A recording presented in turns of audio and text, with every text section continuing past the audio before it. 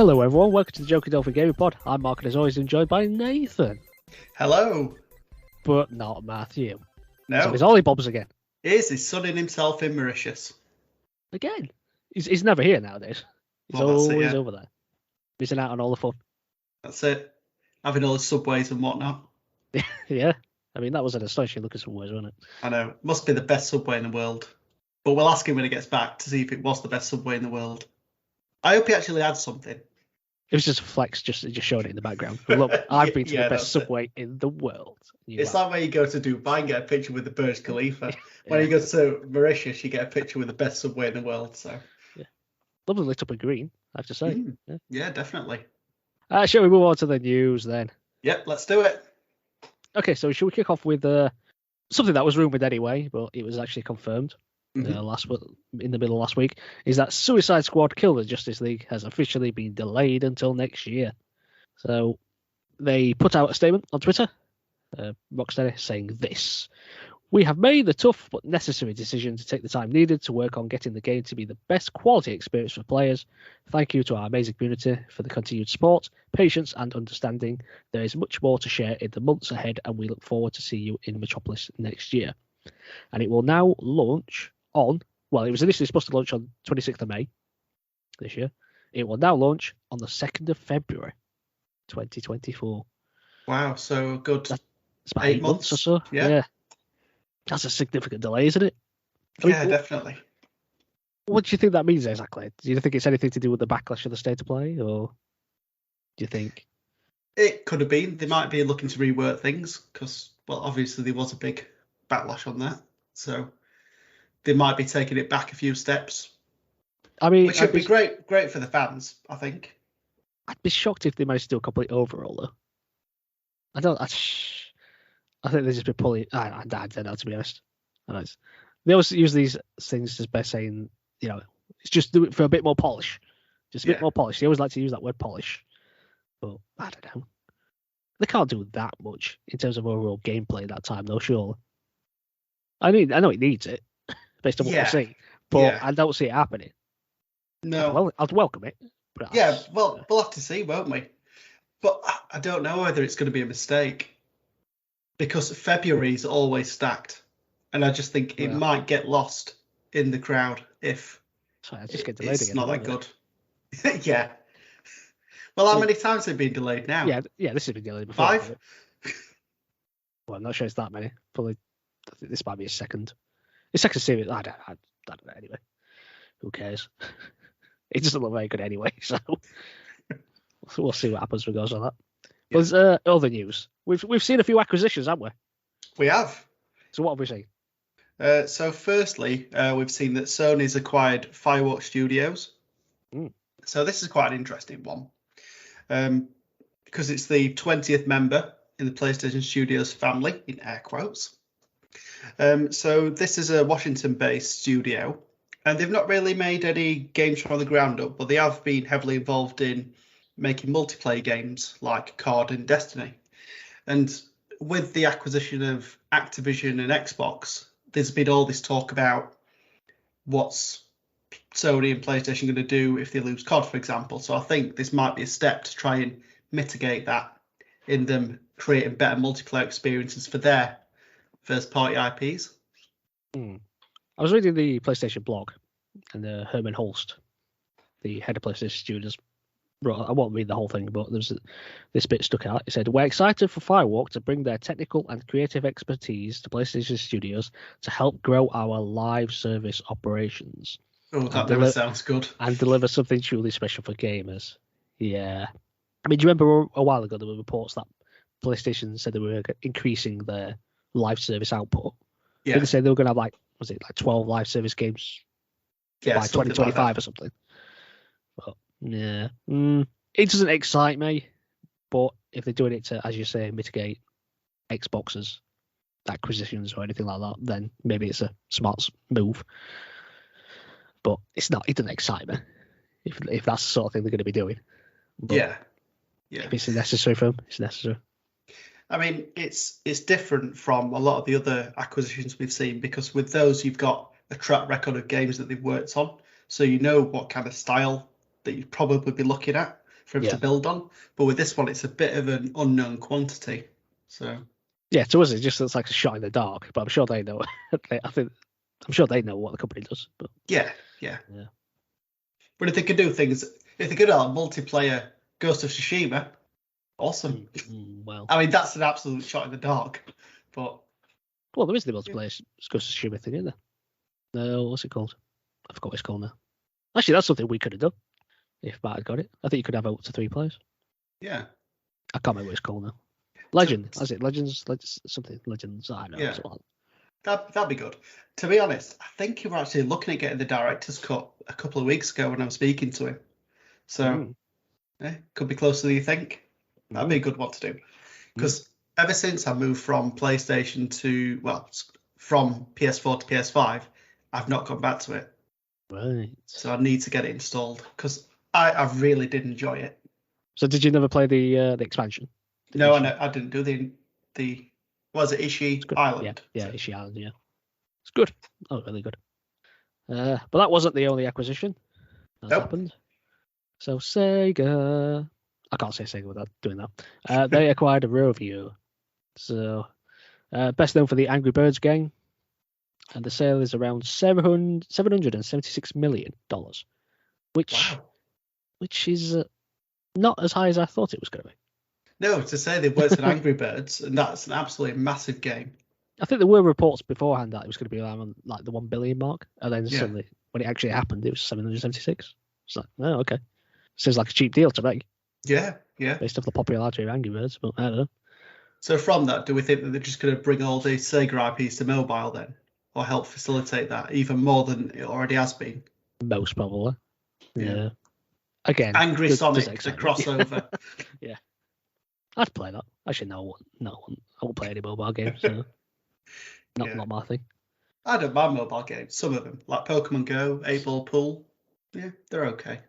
I've got enough to play on consoles. The backlog ever growing. That's true. Can't be doing mobile games as well. Well, there's been another acquisition, which is a very interesting one. Well, that does it. I do find intriguing. Is that Atari? Well, I'll just read it. So this is from Globe Newswire. It says, Atari announced today the acquisition of more than 100 PC and console titles from the 1980s and 1990s. The collection includes notable games from the Bubsy, Hardball, Demolition Racer series, as well as the 1942 Pacific Air War, F-117A, and F-14 Air Combat series. And Atari will seek to expand digital and physical distribution of the classic titles, create new games based on the IP, and explore brand and merchandising collaborations. Because, of course, you're going to sell the sweatshirts and stuff, aren't you? Oh, exactly. Yeah. They continue. It says, this is a deep catalogue that includes groundbreaking and award-winning titles from Accolade, Infogrames, and Microprose, said Atari CEO Wade Rosen. Many of these titles are part of Atari history, and fans can look forward to seeing many of these games re-released in physical and digital formats, and in some cases, even ported to modern consoles. Atari also acquired the trademark to the Accolade and GTI brands. Accolade was a well-respected US-based video game developer and publisher from 1984 until 2000. So what do you expect from this then? Whole new catalogue? Yeah, I to be honest, the one that stood out to me was Bubsy, because I love Bubsy 3D on the original PlayStation. Well, when I was reading about this, there was a lot of slaughter was towards Bubsy. A lot of people didn't like it. Really? Yeah. Oh, heathens. I enjoyed it. I thought it was fun. It's like, he was one of the worst mascots in gaming. Hey, that might be a question that we can do at some point. The worst mascot in gaming. But it's not Bubsy. So do you recognise any of those companies? Because a few of those stood out to me. Accolade, Infogrames, and Microprose. I've heard of Accolade, but not too many of the others, to be honest. Microprose stood out to me because me and my brother, when we were younger, we used to have Microprose Soccer on the Commodore 64. And that was like the top. It was a bit like Sensible Soccer, the whole top-down thing. Yeah. But loved it. I was a really big fan of that.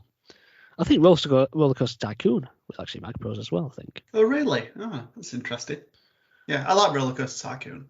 But then Accolade did one called Hardball 6, which on PC remains one of my favourite sports games, and that's a baseball game. But the thing is, nowadays you've got MLB The Show and all that, haven't you? So yeah.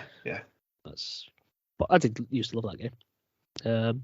But there's some interesting stuff in there. I guess they get a nice new lease of life Well, that's it. Dragging all these games from the archives, putting them on new platforms. And, we like physical games. Matt doesn't, but we do. So Yep, we do. it'd be nice to maybe get some physical copies of these. Yeah. It's positive. I think it's good. It didn't tell you how much they cost them, though. How much the deal was worth. Not interesting.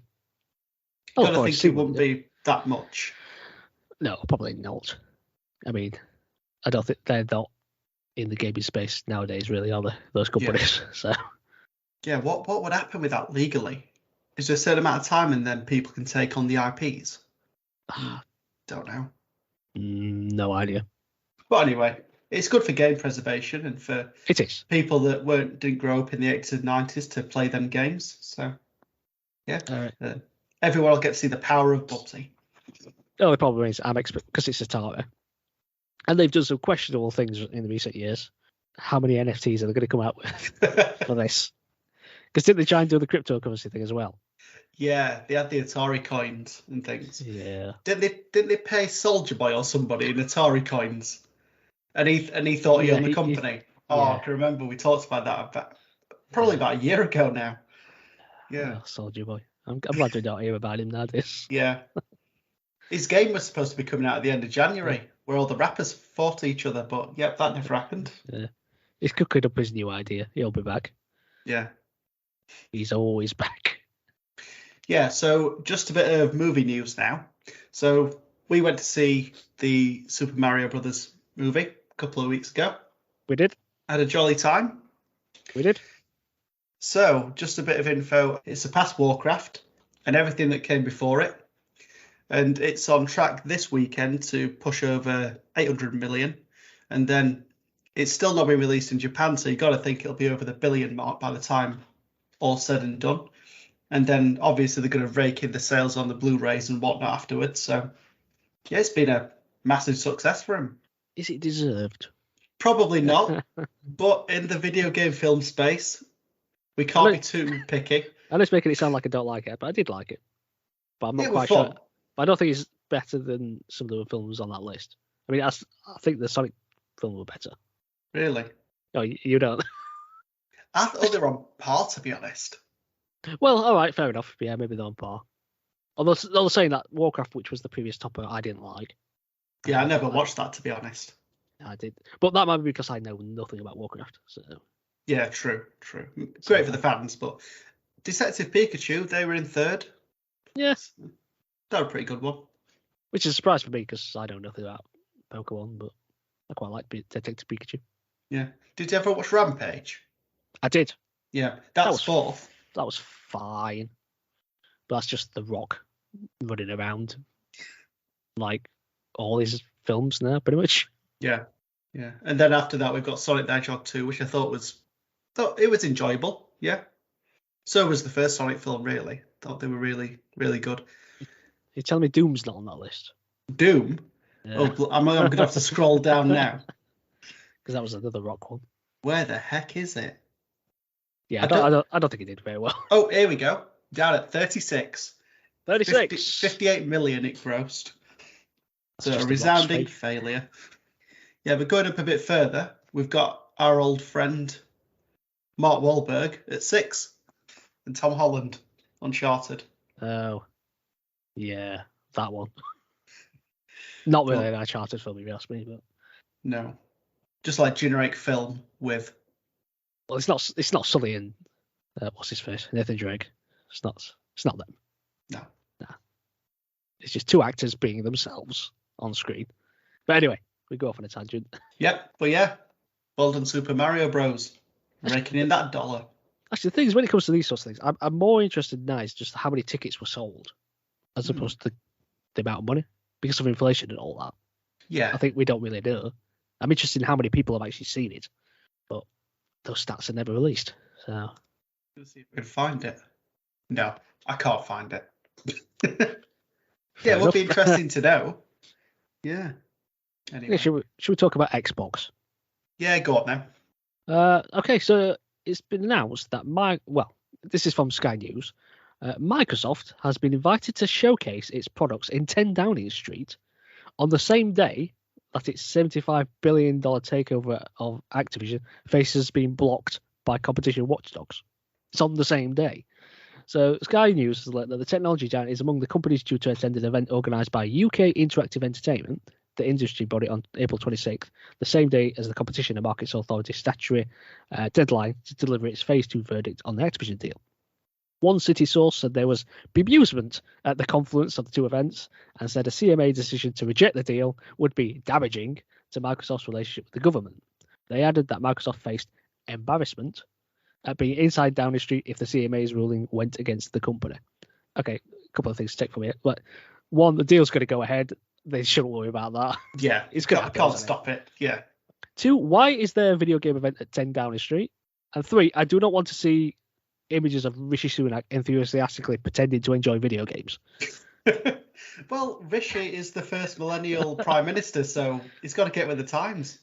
No, the times is video games. No, I'm imagining like video clips of him like going, playing Call of Duty, like, oh, look at me. And playing like, look from across the map. It's like, look how cool I am. And then the coolness of video games drops suddenly because of him. What would he play? Civilization, I reckon. Monopoly. Monopoly, yeah. Yeah, he'd be playing Monopoly. Just some strategy games. Is there any financial games? City Skylines, maybe. Yeah, I don't that's know. it. Can't think of any more simulation games that he'd play. I reckon he'd play something really out there, like Goat Simulator or something, just for laugh. No, that's what he'll play to try and make people think he's cool. Yeah, that's true, yeah. That's the relatable game that he'll play. Yeah. It's like, hey, fellow kids. Or he'll just whack FIFA. Yeah, look, I know football. Yeah. Anyway. Dear, interesting. Right, on to more Xbox news. Oh, God. So, last week, it was announced that Microsoft have removed the ability to share screenshots and clips on Twitter. Now, the speculation is that this is due to Elon Musk's new Twitter API fee. Oh, I'm sick of hearing about that, man. He's all over the place. Nobody shut up about him now. Although apparently, sorry to interrupt, but yes. I got a spam email at work saying that apparently he owed me $48 million. Really? Yeah. Wow. From Elon Musk himself. So I'm still waiting for that, Elon. Give me that check now. That's it. Or at least deposit it straight into your bank account. Yeah. That'd be nice of him, wouldn't it? Yeah. Instead he spent it on that stupid rocket of his. Making it pointier as well, just like a dictator. Yeah. So Elon decided to enact a fee to use Twitter's API. API stands for Application Programming Interface. So what APIs allow you to do is for two systems to communicate with each other. So basically one system, the simple way I can explain this is one system plays dot to dot with another with information to push it from one place to another. So you work in technology. And basically, Elon's decided to charge companies to use the API $42,000 per month, which I don't think is a lot of money in the grand scheme of things. It's more than being free. Very true. Very true. I mean, it's a lot of money to me. Well, that's it. It's a lot of money to us when we look at it, but for multi-billion-dollar companies, it's not that much. It's a drop in the ocean. But yeah, it seems like Microsoft have decided not to pay that, so they've now not got the integration with Twitter. And the Thursday just gone, they came out with a tweet and confirmed the following.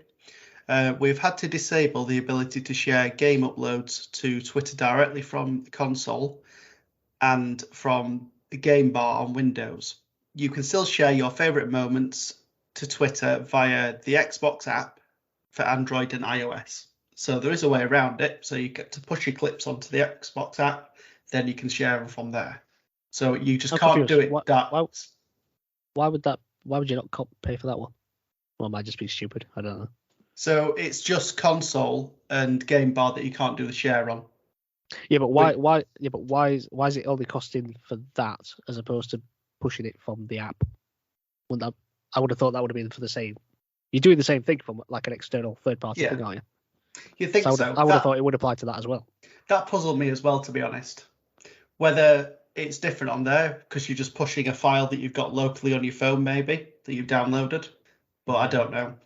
So if you do want to do it, you can, but it's a bit long-winded. I'd say it's not something I'm going to do from Xbox anyway. Yeah. But I imagine there's a lot of people that do. So that is a bit of a shame. But you think Microsoft might be able to pay that anyway, wouldn't you? Well, that's it. It's dropping the bucket, isn't it? Yeah. Yeah. Or there could be a different reason. That's just the speculation point as to, is it the price? Because you'd think Bill Gates and the gang would be able to fork out for that. Yeah. To be fair, I probably won't want to engage with Twitter now anyway. So. Yeah, you've gone off it a bit, haven't you? Yeah. The account still exists, but I barely even look at it now. It's just... But that was even before Elon took over anyway. I just got sick of it as to begin with, as a thing. But anyway, again, we're going down a tangent here. Yeah, well, I'll just say one last thing about it. It just became Facebook in the end. Yeah. In terms of the people that were on there, the type of information that were being shared. Yeah. But anyway. You're just there for the memes. Exactly. That's all I want. Yeah. I don't want intellectual dialogue. I want memes. Okay, do you want something exciting? Yes, always. Okay, so a company called PreyDog is currently working on a mod that enables 2D flat games to be played in VR. Ooh, interesting. Some caveats to this. It can only be used for games running on the Unreal Engine. I think it's 4 and 5, I think they said. Mm-hmm. And they did some tests on it. So out of 255 random games selected, over 90% of them were compatible out of the box with the mod. The mod is due to be released before the end of the year. And the universal motion control is like the next big step. And it seems like they may be on the verge of a breakthrough with that as well. It's a fascinating step, isn't it? It is, definitely. Could you imagine? What flat game would you love to go into VR then? If it was actually the exact same game. I'm trying to think of flat games now, 2D. I mean, I'd love to be VR Sonic the Hedgehog. I mean, I'd probably throw up 2 minutes in. But I must say, it would still be like, if it was a third-person game, it'd still be third person. Right, okay. I might have to come back to that while I mull it over. What would you like to see, Mark? Ghost of Tsushima. Yes. I was just thinking about the environment. That would look gorgeous. I mean, I know it won't be first person, but if it was, that'd be even better. But oh yeah, definitely. Even the third person, I just think I think it'd look gorgeous. GTA in VR would be fun. Yeah, it would be fun, but I don't know if I'd like people running around pointing guns at me and stuff, or turning around to the cars running away. But again, just play in passive mode. You can do first person actually in that, can't you? Forgot about that. Passive mode. Just running around as if you chop on that level. Yeah, just getting wrecked by fighter jets. Not other players using. Yeah. But it'd be fun for all the mini games as well. Actually, yeah, Yakuza for all the mini games. Oh yeah. Because all karaoke. Obviously, you could do baseball. That'd be a pretty good one. Yeah, the ball's just flying at your face. Yeah. That sounds pretty bad, but anyway. Yeah, that'd be fun. Just all the fighting and stuff. Oh, yeah. Oh, it's exciting, isn't it? All the stuff that we can do, especially because we've had PSVR come out, PSVR 2 come out recently as well. Just utilising that and just getting a ton of games that we can play. Possibilities are endless. Yeah, I'd definitely pay, like, if they did like an upgrade for some of these games, like a $5 to upgrade to like the VR version or something. Oh, actually, no, I was going to say the Batman Arkham games, but they did a Batman Arkham VR game. So yeah, that's true. Yeah, but you never played? Did you not? No, I've got it. I never played it. I've got a lot of VR games that I didn't play, like Star Trek Bridge Crew. Yeah, I want them to upgrade them to PSVR 2. Yeah, because I can't go back now. Yeah, that's it. I'm not using them PlayStation Move controllers again. Yeah, that's why I was so happy when Job and Vacation Simulator got upgraded. That's what I'm looking for. Yeah, but no, that's good. It's exciting for VR. Yeah, not just for PSVR 2, but like Oculus and any other platforms that we can use this on. Great.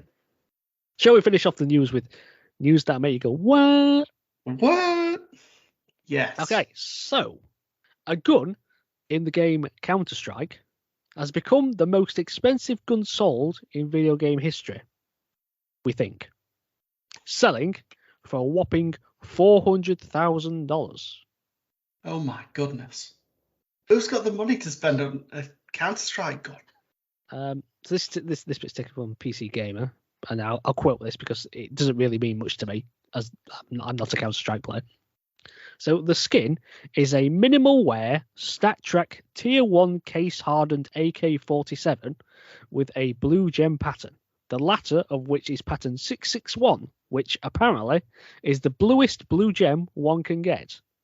In addition to this, the gun has 4 Katowice 2014 Titan Hollow stickers applied to it, which are each valued at around $60,000. And that's not even the maddest part here. It says further in the article, it says this.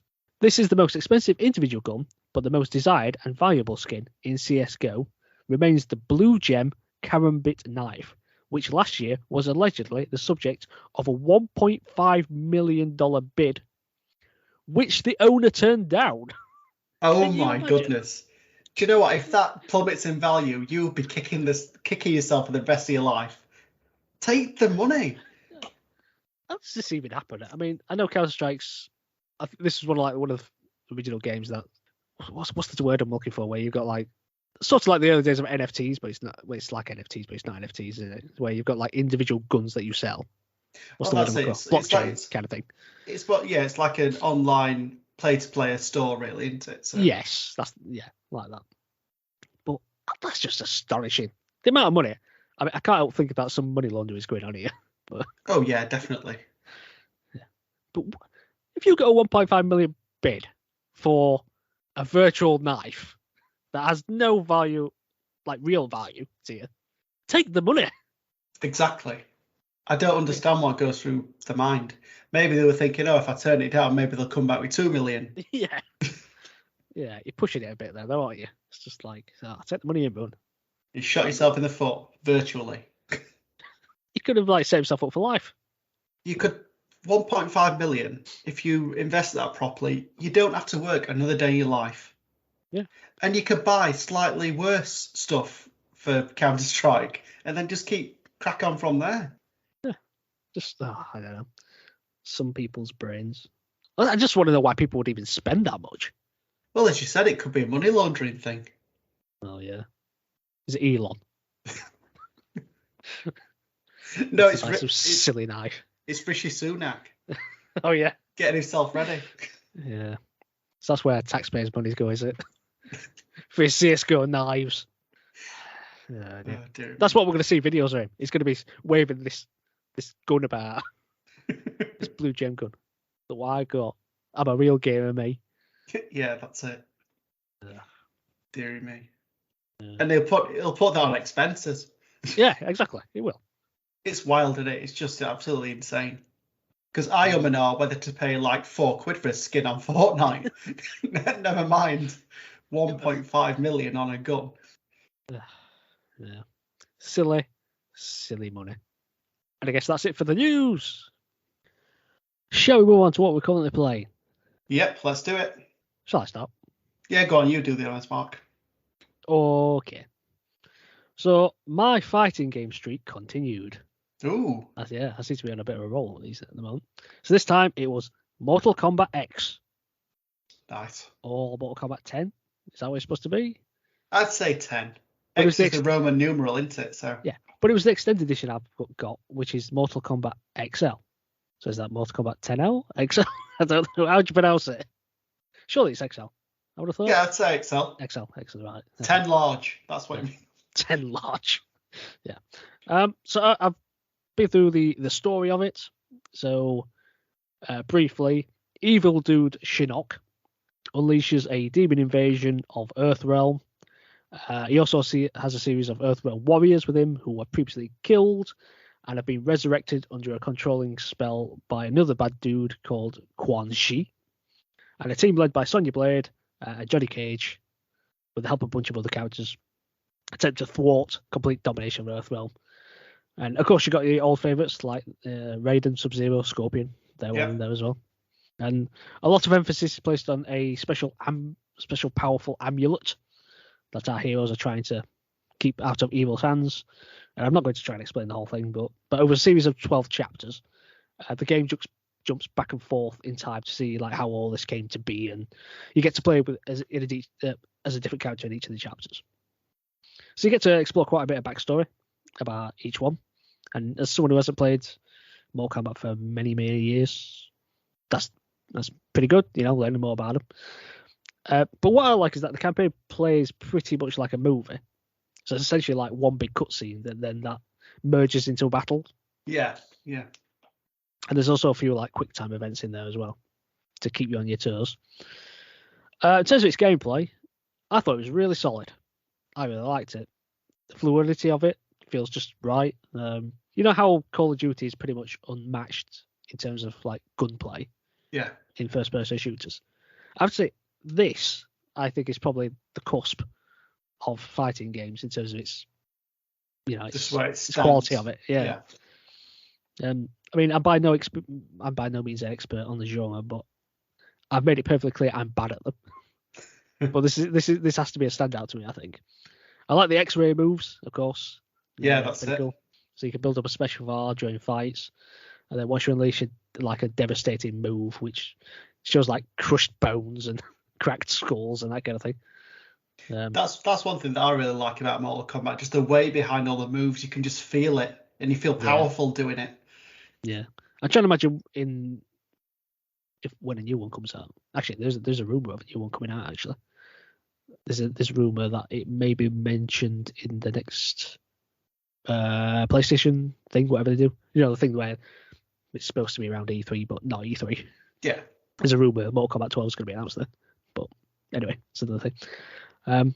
I do think some characters had a bit like annoying spells, which were a bit OP. Okay. And I think they just sort of ruined the balance of it. I mean, mostly it was balanced, but some were a bit dodgy. Now, as I say, I got the XL version. So that came with, I think there's 2 combat packs that were released after the game came out. But this has got some fantastic tie-ins in terms of characters. So, included are Jason Voorhees from Friday the 13th, Leatherface from the Texas Chainsaw Massacre. I think I've seen some gameplay with him. It's absolutely amazing. Just him swinging the chainsaw around. Yeah. The Xenomorph from the Alien series, and the Predator. So that is one cool lineup. 100%. They make for some amazing finishes. Yeah.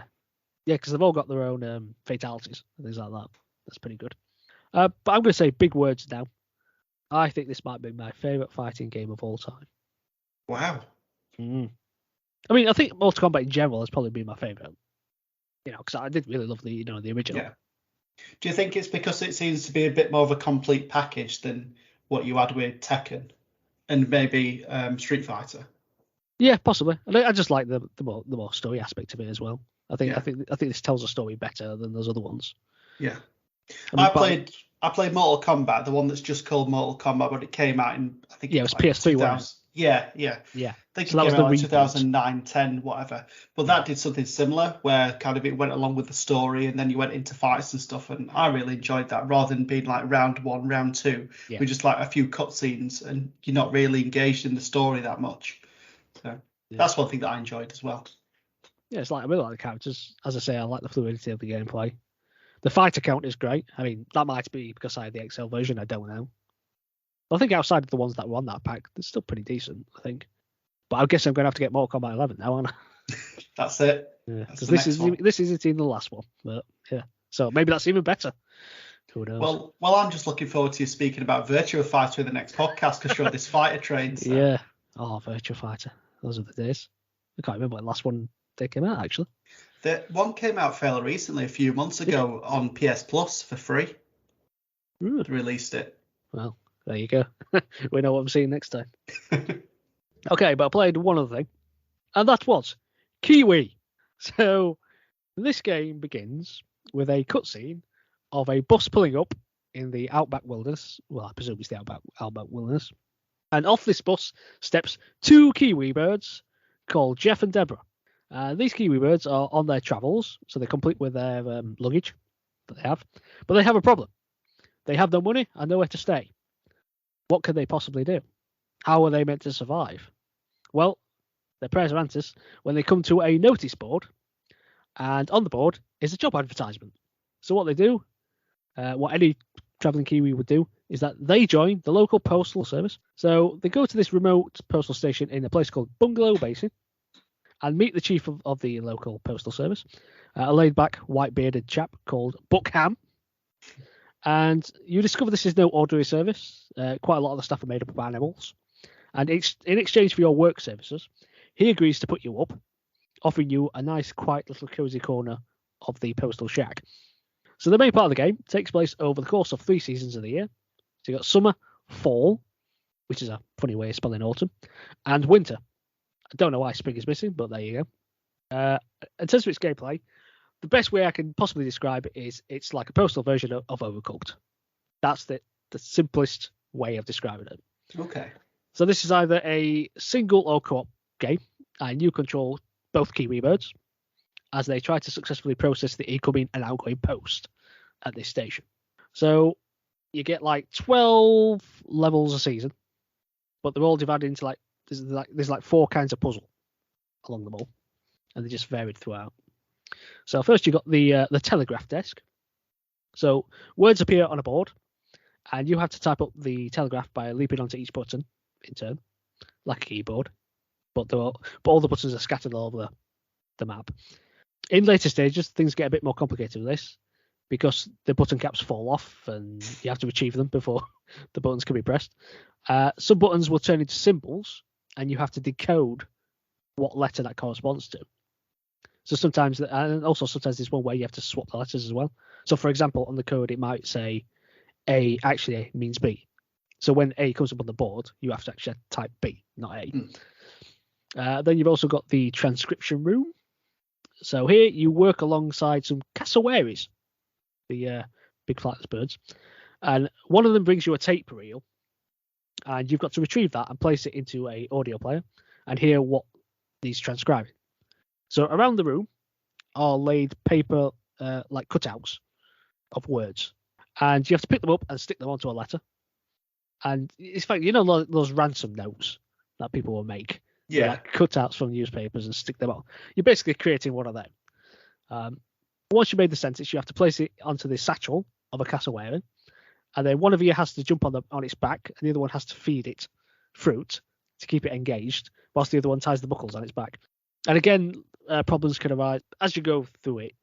They start adding complications to the levels, and in this one you start getting like an infestation of flies who will start picking up the cutouts and moving them just to annoy you. And sometimes they'll pick up your Kiwi birds and move them around as well. That's really irritating. Then you get the shipping floor. So this is where the parcels are delivered. So an item turns up on a conveyor belt, and you have to read the note on it and interpret what kind of package it is and where it needs to go. So the item needs to be placed in a crate first, and then using 2 levers, both Kiwis have to maneuver a crane left or right, pick up the lid of the crate and put it on. And then you also have to make like shipping labels for it. So you have destination labels. So depending on what location it is on the map, you have to type like a 4-digit postcode and then slap it onto the side of the crate, that kind of thing. And then you've got to label what's inside it. So it could either be heavy, fragile, perishable, or urgent. So for example, if you're transporting fruit, obviously you put perishable on that one. If it's glass, fragile, things like that. And finally, you have to select the direction. So is it north or south? It's just indicated by the map. And as you progress, again, complication in this one, a sandstorm happens. So it can just like bury the map, and it can also bury your Kiwis and just slows them down and things like that. And then finally, you've got the drop-off depot. So here you are assisted by an octopus called Zoe, and this is like a sorting room. So there'll be a number of packages on like a roller conveyor belt system, and they're like labeled either north, south, 1 or 2, and you just have to push them into the right trays that are numbered. And then you have to retrieve letters that people bring to the office, and then you have to send them via hydraulic tubes to wherever they need to go. And then you've also got to give letters to people who turned up to collect them. So you've got like this turntable of letters, and you've just got to pick out the right name and go and hand it to them. Yeah. So that's the main series of puzzles. And then, as I say, as you go on, you get complications throughout it, etc. One feature I did really like is that you can customize your Kiwis. So when you complete a level, you're given a number of stamps. Well, apparently they're stamps, but to me they're a bit like, do you know those tickets you used to get at arcades, which you can exchange for prizes. Yeah. It's, to me, that's what pretty much they feel like. But they're stamps, but it's a postal service, so I guess that makes sense. But very much like that, you can actually exchange them for cosmetics for your Kiwi birds. So you can get like faceware, like glasses, you can get fancy hats, backpacks, different styles of fur, different coloured furs. So if you wanted, you can have a Kiwi bird wearing a diver's helmet with rainbow fur and a backpack of musical instruments. Nice. So wish. Love that. Yeah, that's the kind of thing I know. I'm happy to say there's no like microtransactions in terms of that. It's just pure in-game. Yeah. Currency, should I say? Yeah. It's just a nice, fun little thing because like and you can always collect them if you replay levels. You'll always collect them, so it's not like once you complete to one level, you'll never get any more from it. That's a nice, fun thing to do. And then there's also a bit called Overtime, which I've only done one level of, but this is outside the main campaign bit. And in it, you have to, in this one, you relayed a live musical performance over the airwaves by getting your Kiwis to play instruments in time to the beat, like a rhythm action style. So I'm sure you would love that, Nathan, knowing your love for rhythm action games. Yeah, my favourite genre right there. Yep. Well, it's a bit confusing because you're controlling two Kiwi words and they were both standing on separate things. So one of them was by a trumpet or some other horned instrument. I don't know what it was. And the other one was on a drum, and he had a bell with him as well. So he had to play two instruments, and the other one only had the one. Now, things come down the piece of paper, so as typical rhythm action style, you press them when they fall into the right place. Yeah. But it confused me because I also had to press another button to switch between the birds. Ah, right. I'm controlling one bird, and I'm thinking, am I controlling the right one here? I have to press an extra button compared to what's showing on the screen. And that kept confusing me because I was always like selecting the wrong bird, always on the wrong one. And just, but anyway, actually, it's a really lot of fun. This game, I don't think it'll last that long because I've been playing co-op with my brother online. Yeah, and we've only played it for 2 nights, and we're like 2/3 of the way through now. How many hours have you played? Do you think? I'd probably say about 3 to 4 hours maybe in total. Okay. But as I say, it has got that overtime stuff, which we've not actually done any of. I did that one level on my own. But no, it's very quirky. A lot of fun with it. Couch co-op. It's one of those good couch co-op games, I think. If you liked Overcooked, I don't think it's quite as stressful as Overcooked. Oh, that's good to hear. Yeah. But maybe that'll change because we've got one more season to go. Yeah. So maybe it'll get even worse there. I don't know. But I really like the customization of it. That's just a nice, fun little thing. But I'd recommend it. I don't think it was that expensive either. What, you played it on PC or PlayStation? PS5. Yeah. But it's Kiwi, spelt Keywe. I don't actually know why it's spelt that way. Because there's nothing in game that suggests why it would be spelt that way. I don't know. Yeah. But it's good. I really like it. But there you go. That's what I've been currently playing. Go on, Nath. What you played? Yes. So I started. Well, the weekend that we were doing the last podcast, I had an itch to play a game a little bit like Lake. So just something a little bit more relaxing, like delivering. Speaking of postal service, yeah. Yeah. I do, like you do. Well, I've got a game for you. Well, for some reason, I came across a game called Route 66. No, Route 96. Even. I think I've got this on my wish list somewhere. Yeah. So this is a game played in first person perspective, and basically what you got to do is you play several teenagers trying to escape from an authoritarian nation called Petria. And the way that you escape is that you can hitchhike, you can walk, you can get a taxi if you've got enough money. So there's kind of a few ways as you go through the game that you can traverse to get to the border to try and escape.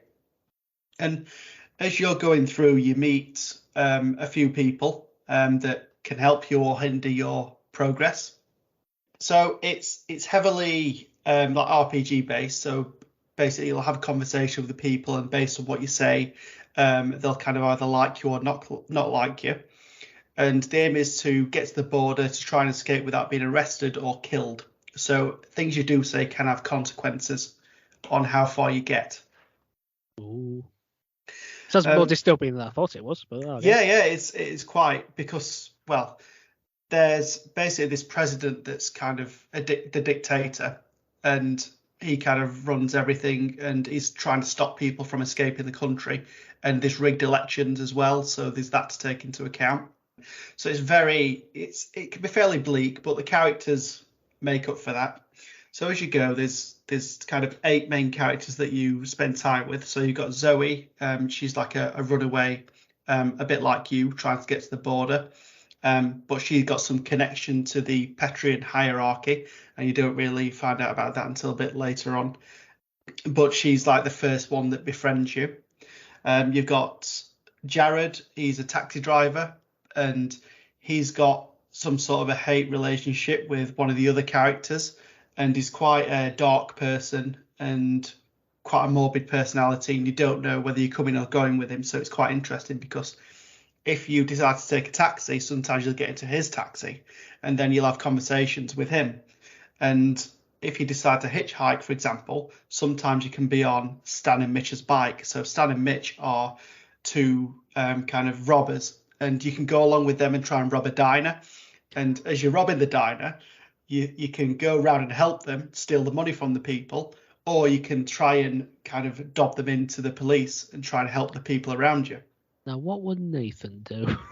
Well, what I did is I told everyone I was going to help them to get the money, and then I told Stan and Mitch what the plan was, and then we took the money and ran. So, yeah, that was quite interesting. There's Alex. So Alex is like a 14-year-old kid. He's really intelligent, and one thing I will say is the game itself is set in 1996, so mid-90s, so you've got that aesthetic, which is quite interesting. And he's got like a laptop with him, and he can like hack into things, and he's kind of very anti-establishment. And when you first meet Alex, you play a game of Pong with him, and manage to beat him at Pong, which is good. But they don't call it Pong, they call it Pong with an AW, like Pong. just to try and like get away from that copyright, which is quite funny. So yeah, you got Alex, and he kind of helps you. The next person is Sonia. So Sonia is a reporter for Petria, and she's kind of, because she's in like the high end of the like establishment of that country, and she gets kept really well. She's in like the best house and all that kind of stuff. She doesn't really care about what's happening to all the people looking to flee the country, because she's like pushing the propaganda. So you do meet her at one point, and you can choose to help her or absolutely mess up what she's trying to do, which is hilarious. And then the next person is Fanny. So Fanny is a police officer, and she's actually Alex's stepmom.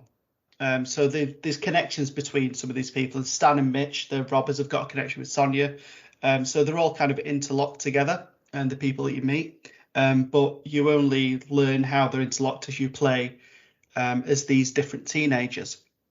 And what's interesting, because you play as about 6 as you go through, they'll tell you stories about another teenager that they worked with later on in the game, and you think, oh, that was me, I did that, or helped them or hindered them. So that's quite interesting. So yeah, Fanny's a police officer, and she's got a very, well, she's quite central really in a moral compass. So she'll look to help you if she can, but if it goes against the regime, then she needs a bit more persuading to help you, because she's indoctrinated into that. Then the last person, and actually not Zoe, but the first person you meet is John, this trucker, and he's kind of like a really like a hard guy, and but he's got his own backstory as well. But they've all got their own stories, and they all like interlock together, which is quite interesting. So you can meet them, and you can like traverse the country, and the timescale's over like a 6-month-ish period, and because it's kind of leading up to the election. And if you escape, then it kind of, for the election, it gives the dictator's adversary like a little bit more leverage to say people are leaving the country, kind of thing. But anyways, you meet these people, you do the right things, you eventually get to the border.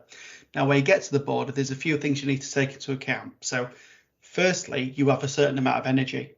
So, as you go through the levels, if you go to sleep, you'll get energy back. If you eat food, you'll get energy, but it takes energy to walk. So, if you've not got enough money that you found as the levels you go through, you'll need to walk, and it'll take energy away.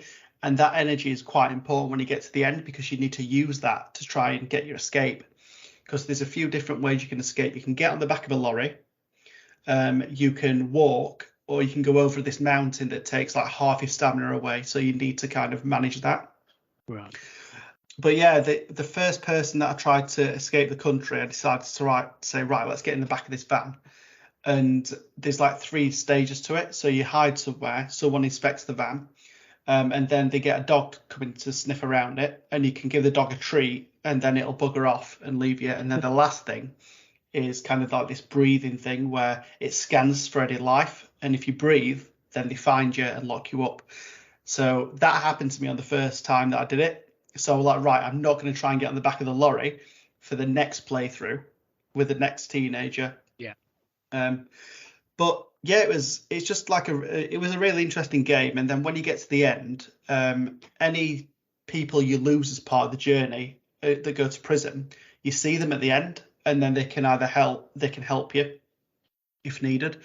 And as you go through, there's like skills you can unlock. So you've got a hacking skill that helps you unlock doors and saves throughout the game, so you can get like more money, and you get that through working with Alex. So if you kind of build relationships, it gives you skills that you can use to help you on your journey. You've got lock picking to help you pick locks on doors, to save you having to go around and find keys, because you can find keys in levels and steal cars to get you to where you need to be. So you get that through helping Stan and Mitch on one of their adventures. You've got something called Lucky Star. So what you can do in the game is ask people for money or food, like beg basically.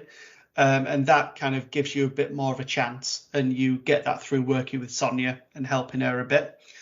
You've got a government pass you can get, and that helps you if you're being questioned by the police. So if Fanny's caught you and she's questioning you about stuff, you can say, right, I've got this government pass, I'm supposed to be here, and you can use that.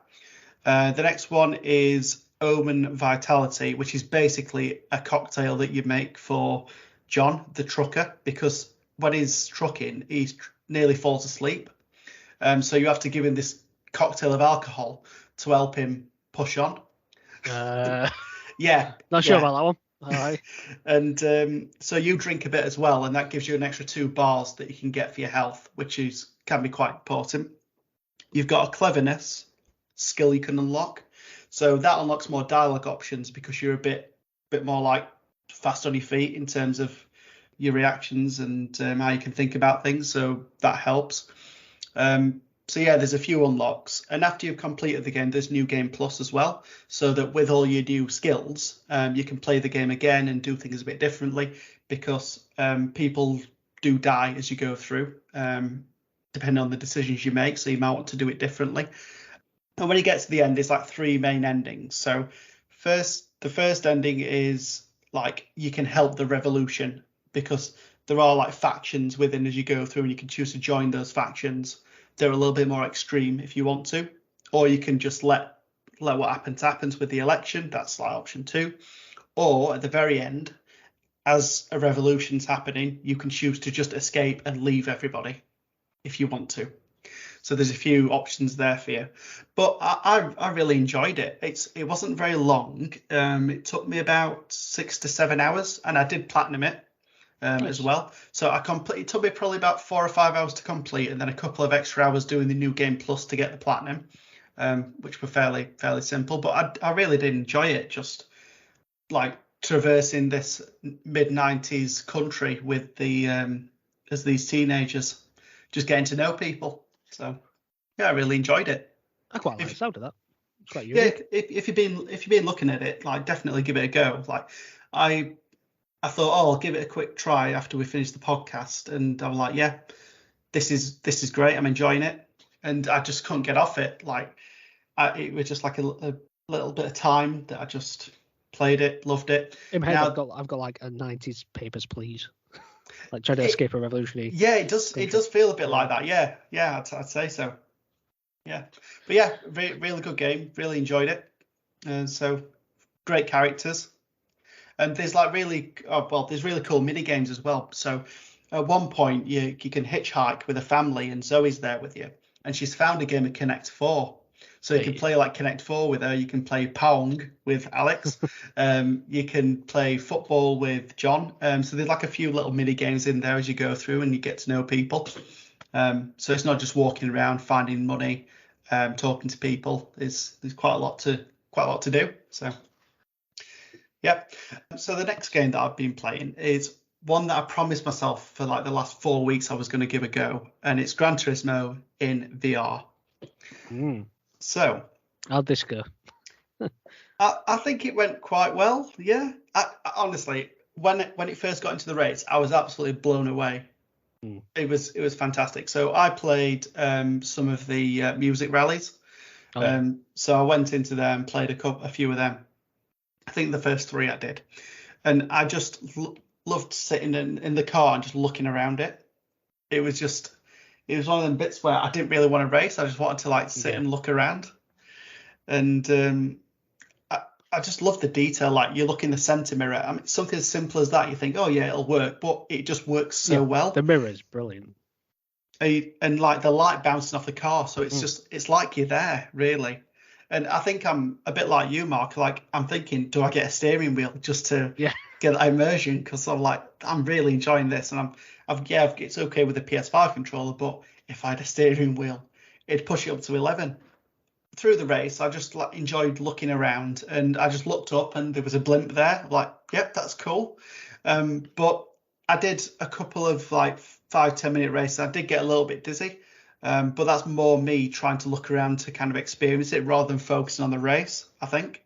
Yeah, I think I could only do like 5 races before I came a bit queasy. It's good. Did you go down any drops? I did a couple, yeah. I think like you, your stomach just feels like it drops a bit, like your brain's playing tricks on you. Yeah. But no, really enjoyed what I've played so far. And yeah, can't wait to play a few more races. There was that other thing that you mentioned where you can kind of get in the car and showroom. Yeah, that's it. Yeah, I've not done that yet, but looking forward to giving that go. That's nice. Because you could just change the lighting and the setting and all that, and just sit peacefully in your car. Yeah. You just look at all the dials. Yeah, that's it. Like so I bought a Bugatti Veyron from the store, and it's always been my dream to like drive one of those or at least sit in it. And I've had a look online, and it cost me 26 grand to hire one for a day, and I've not got that kind of money, I'm afraid. So this is the next best thing. So I'm going to do the showroom thing and go and sit in my Fate Veyron, and I'm going to love every second of it. And you can actually drive it in VR. So yeah, there you go. Who needs reality? That's it. It's all about VR now. Yeah. I got my Aston Martin, so I'm happy. Yeah, very nice. What colour have you gone for? Is it like British Racing Green or? Silver. No. Well, the thing is, I want to. You know, they've got that. I forgot what it's called. That they've got that fancy garage, haven't they? Not the one where you buy the new cars, but the one where you buy the real classic cars. Yeah. And I know at some point an Aston Martin DB5 is in there, so that's the one from like Goldfinger. Yeah. James Bond. So I really want that one, and I want to get that in silver.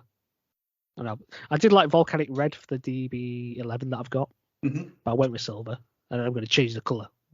Well, I say when I get the DB5, if I get the DB5. But, is it a lot of credits? Yeah, I think we're talking about probably at least $1 million. Wow. Yeah. I those cars don't come cheap. Was a lot, being about 400 grand, but yeah, that's a lot. I have to say the cars don't feel quite as expensive as you might initially think. It's like you can get some decent cars for like 250,000 or so. Yeah. Which you can get pretty. It doesn't take too long, I guess. Yeah, that's it. I think if you do like a couple of the cafe challenges, you're probably about there, aren't you? So. Yeah, you can get a decent amount of cars just for that as well. But saying that, I think when the game launched, I think it might have been quite different because I think they changed the numbers up, didn't they? Yeah. That was one bit of backlash that I did see. That they hiked the credit amount up for what you needed to spend on cars. Yeah. And now they seem quite reasonable, to be honest. Yeah. So we probably left it the right amount of time before we jumped in. That's it. Definitely. But yeah, looking forward to playing more of that. Getting in the Bugatti. So yeah. Nice. And then the last game that I played is something that I had sold and I've since bought again. So No Man's Sky. Decided to give it another go. Now, purely, I only bought this because I know there's a VR aspect to it now. So that's one thing I've been trying to do, kind of pad my VR collection out just so I can take advantage of it more, because I've obviously paid like 500 odd quid for it. May as well get something out of it. Yeah. So, but I've not played No Man's Sky in VR yet. I wanted to kind of get to grips with the mechanics again, because I don't feel like I gave it a proper crack last time, because I got it near to its release and obviously there was a lot of problems back then. And I kind of put it down and left it and never really went back to it. But for this playthrough, I ended up landing on a snowy planet. I did kill a few of the inhabitants, quite a lot of them actually. It was like these dinosaur creatures that were around, so I ended up lasering a ton of them, getting all the materials and whatnot. And I did see some like ships flying around, and it worried me because I'm like here, like no materials whatsoever. My ship's broken, and I've got these ships flying around. I'm like, are these actual people, or is it just part of me trying to escape this planet if I can? But anyway, I just ignored them and cracked on with what I wanted to do, mining rocks and anything that I could find really, because I didn't really know what I needed to collect, so I just tried to collect everything I could. Yeah. I got to a point where I went through this planet and I was on the verge of freezing to death, and I came across this base. I climbed to the top of the base. There was nothing there, and there were these little outbuildings, and I'm actually getting to one of those and warm up just in time before I died. So I've done that. I've created my little save point, and now I know exactly what I need to do to try and fix my ship. But there's only one issue. I've lost my ship. I don't know where it is anymore, and I don't know how to find it. Well, so this is where you live now, in an outhouse. Yeah, that's it. Yeah, this is exactly where I saved the game, because there's a little save point, and I'm like, right, I'm safe in here. I'm warm, and this is where I'm going to live now. This is my new place. So yeah, I'm going to go back to it. But the expanse of the planet does seem quite daunting. And even though I've lost my ship, I'm going to go and try and find it again. So, because I can't remember. It's so long since I played No Man's Sky. I think I played it like when the first major update came out, the Foundation one. I think it was called. And isn't the ship on the compass or anything? I don't know. I think there is an option where you can like try and like scan for the ship, but when I scan for it, all it's showing me is like elements. Not like the pointer for where the ship is, so I don't know whether I've gone too far. I'll probably need to Google it, to be honest, to see if I can find a way of finding the ship, because I need to get back to it, because I need to get off this planet. I ain't freezing to death here. I think when I first saw No Man's Sky, I thought this just looks dull anyway. And I know a lot of other people were excited about it, and then they were disappointed, obviously, when it came out. But it just looked dull to me to begin with. And the other bit that when I got interested in it is when you could do away with the whole crafting stuff. Yeah. Because I can't stand crafting. It's like, go and get this element from this planet, and then you need to go and get this other element from this other planet. You have to combine them to create another element, and then you can use that thing to build this wall. And that's it. Whereas there was this update where you could just create anything. You didn't have to prat about with all that. So I just enjoyed doing like building bases. So you can just like whack whatever you wanted down. You didn't have to worry about all that sort of stuff. So I just liked finding a nice little corner of the galaxy and just building my own little base. Yeah. I might have to go back and do all that. Just clearing it out and Well, that was a long time ago, so there'll be a lot of more updates since then as well. I might try and start a game that way. I might try again. Yeah, just make you a nice little home away from home. Did you get to the point where you're going from planet to planet then? I never really. I think it was before they added some. Well, I don't want. Was there a story? Was there something called Atlas? Was it? What was it called? I can't remember. They introduced some sort of story thing, didn't they? Where you're trying to get to the center of the galaxy or something. I can't quite remember. I never got involved with that. I just travelled. I just saw what I saw. Yeah. But I've mentioned before that I did try the VR version when it was released on PS4, and it didn't go down well with me. Okay. I think that was the last time I played it actually when that came out. But it's because I weren't very good at controlling the ship. Yeah.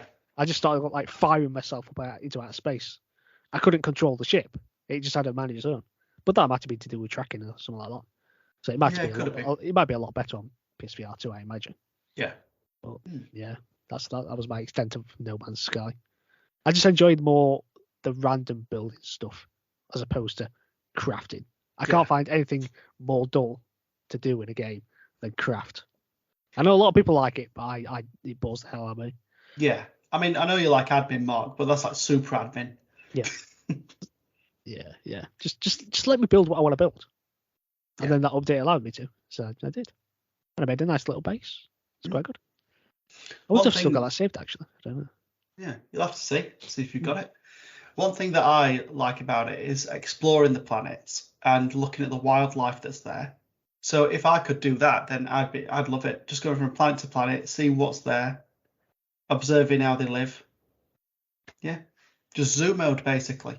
Yeah, so you're a safari person basically. Yeah, Planet pretty flight, much. go on a safari. Yeah, sounds good. Build your own little like Jurassic Park. Yeah, on a planet. Yeah, just put walls around each one. Yeah, that'd be interesting. But anyway, yeah, I'll see if I can crack on with that and maybe try and do like a no craft option. That's it. Yeah. I mean, they just got permadeath, and I'm just like, no, you're alright. Yeah. I could do without that. Just making it difficult for difficult's sake. Yeah. Don't like that. Not about that life. Yeah. But honestly, visually, I like it. It's good. Like just the terrain of the planet and looking at the creatures that are there. Yeah, I've not seen the PS5 version, so I don't know what it looks like. But I imagine it's better. Yeah. It is a bit of a step up. Not absolutely astoundingly blowing the PS4 version out of the water, but yeah, definitely you can see a change there. So. Actually, I don't think I played it when we had, because they introduced vehicles, didn't they? Yeah. You know, like the Nomad from Mass Effect, that kind of style thing. I don't think I played it with that, so I guess that adds extra to traveling the planets, I guess. Yeah. Because nobody, I was just walking everywhere. Well, that's what I'm doing. Like, just try to sprint everywhere until I get tired, and then sprint again, and it's just slow going. So. Yeah. And that's how you lose your ship. Yeah, that's it. But anyway, yeah, that's what I've been playing. Excellent. So, if you enjoyed listening to us, please consider tuning in next time. We release bi-weekly on Tuesdays. You can visit our website at jokingdolphin.com. Also, feel free to follow us on all social media platforms to continue the conversation. You can find Joking Dolphin on YouTube and Facebook, as well as on Instagram and Twitter at Joking Dolphin. Until next time, thanks for listening. Goodbye. See you later.